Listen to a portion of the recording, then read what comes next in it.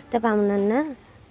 నా పేరు లక్ష్మి. మాది పెద్దాపురం, కాకినాడ జిల్లా, పెద్దాపురం మండలం. మేము గత సంవత్సరాలుగా ఎన్నో సంవత్సరాలుగా ఇక్కడ నివసిస్తున్నామన్న. అలాగే మా నాన్నగారు వేసిన మామిడి చెట్లు ఇది మా ఇల్లు అన్న. ఇక్కడ జరిగే అన్యాయం ఏంటంటే, మా తాతగారు ఉన్నప్పటి నుంచి మా తాతగారు ఈ ఇల్లు కొన్నారు. అప్పట్లో ఎప్పుడో కొన్నాక అది మ్యాట్ కొన్నారన్న. ఇది మా ఇల్లు అన్న. మమ్మల్ని గోడ కానీ ఏది కానీ కట్టుకొని ఇస్తలేదు. మేము 2 పిల్లలు, మా అమ్మ, నేను. ఇక అన్న మేము మా అమ్మగారికి 4 పిల్లలు. ఒక అన్నయ్య అన్నయ్య చనిపోయారు. మేమే ఆడపిల్లలు ఉన్నాం. ఏ కష్టం వచ్చినా మా అమ్మ వాళ్ళ ఇంటికే మేము రావాలి. ఒక రాత్రులు పడుకోవాలంటే ఒక లెగ్స్ ఉండాల్సి వస్తుందన్న. ఏ పాము వస్తుందో ఏ పురుగు వస్తుందో భయపడుతూ అలాగ ఉండాల్సి వస్తుంది. ఒకసారి 7 అడుగుల పాము మా ఇంటి పైన ఉంది. ఒక ఇల్లు కట్టుకొని ఎత్తలేదు, ఏమి కట్టుకొని ఎత్తలేదు. మా ఇల్లు మా స్థలం మా ఇల్లు మేము ఉండి అలా నివసిస్తుంటే ఇక్కడ ఆశ్రమం అనే ఒక ఆశ్రమం పెట్టారన్న. ఈ ఆశ్రమంలో అంతా అన్యాయమే. ఇక్కడ ఆశ్రమంలో గురువులు ఉంటారు, ఫ్యామిలీ ఉంటున్నారు.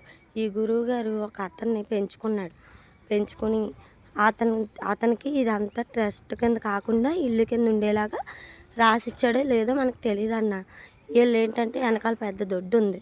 ఈ దొడ్డు ₹1 కోటి కాలేజీ వాళ్ళకి అమ్మడానికి మాది దారి ఇచ్చేమనేసి కోర్టులో పెట్టారన్న. కోర్టులో పెట్టేసి లాయర్కి లంచాలు ఇచ్చి మా ఇల్లు పోయేలా చేశారు. చేసింది కాకుండా ఇప్పుడు మా ఇల్లు ఎప్పుడు తీసేస్తారని మమ్మల్ని టార్చర్ పెడుతున్నారన్న. ఇంత దొడ్డు బిల్డింగులు అన్నీ ఉన్నాయి.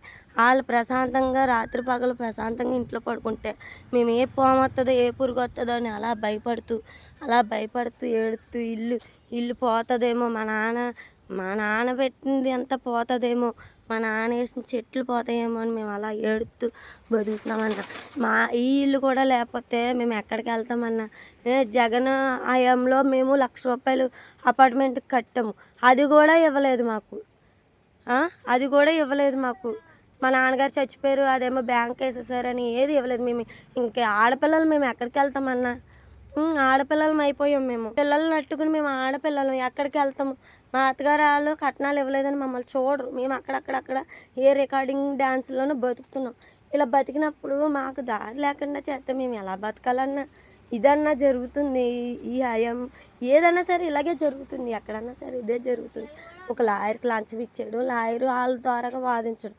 ఇందులో బాగా తెలుసన్న, ఇందులో ఆ గురువుగారు కొడుకు కాదు, అతన్ని పెంచుకున్న తర్వాత ఇదంతా వాళ్ళకి కావాలని చెప్పేసి కోర్టులో వేసి ఆ కోర్టులో లంచాలు ఇచ్చేసి మేము పేదవాళ్ళమన్నా 3 పిల్లలు పెళ్ళిళ్ళు చేసి మా అమ్మ పురుళ్ళు వేసి ఇది ఏం జరుగుతుందో కూడా వాళ్ళకి తెలీదు. వీళ్ళు మేము ఇప్పినప్పుడు కట్టేసి వేసేస్తున్నారని అడ్డుగా వేసేస్తున్నారని చెప్పేసి వీళ్ళు కోర్టులో వేసేసారు కాగితాలు అట్టుకెళ్ళి. ఇదన్నా జరుగుతుంది. మాకు న్యాయం జరగాలని కోరుకుంటున్నామని. ఇప్పుడు కూడా మాకు న్యాయం జరగకపోతే మేము ఎందుకు బతుకుతున్నామో మాకే తెలియదు అన్న. మా కష్టం మీద మేము బతుకుతున్నాం.